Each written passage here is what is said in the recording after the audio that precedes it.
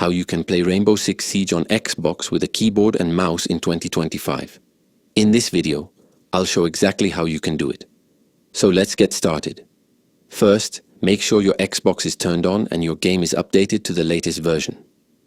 Now, plug your keyboard and mouse into the USB ports on your Xbox. Most Xbox consoles have ports on the front or the side. Once you plug them in, wait a few seconds. Your Xbox should recognize them right away. Then go to the settings on your Xbox. Find the Devices and Connections section and click on Mouse and Keyboard.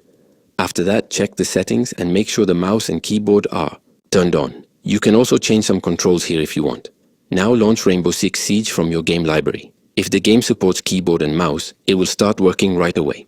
Try moving the mouse or pressing keys to test, and if it doesn't work, you may need to use a special adapter that lets you use a keyboard and mouse on games that don't support it directly. And that's it, that's how you can play Rainbow Six Siege on Xbox with a keyboard and mouse in 2025.